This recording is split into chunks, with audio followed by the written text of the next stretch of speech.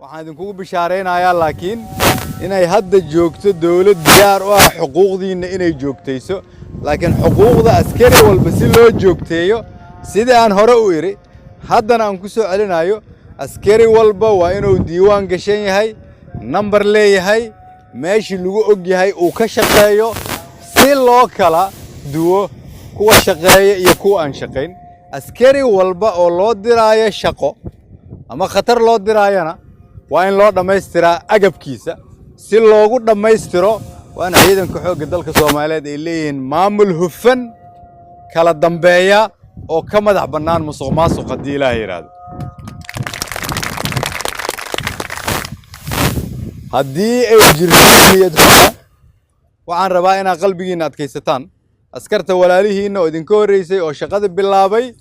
dhinacii loo diray cadawgu way ka ceyriyeen dhinac kale la idin diri doonaa oo la idinku aadin doonaa idinka maalmaha soo socda barbarkay ka baxdaa waa maxay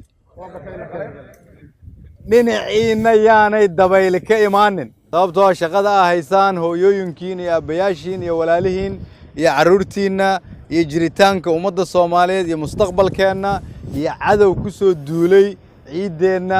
iyo diinteena ayaa ka difaacaysaan guushii ummadda Soomaaliyeed way dhowdahay haddii marka aad tagtaan haddii Ilaahay yiraahdo qof idinkeedin kamid ah xuquuq ka maqan tahay ama agab aad u baahan tihiin ay idinka dhiman yihiin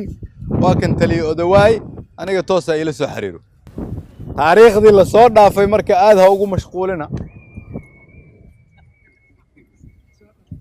mustaqbalka hortiina eega idinkoo xuquuqdiinu sugan tahay laakiin sharaftii iyo karaamadii calanka halkaas aad ku sidataan aad ku ilaalinaysaan dalkiina u soo hooyay ayaan rabaa haddii Ilaahay yiraahdo inaan idin imaado marka dambe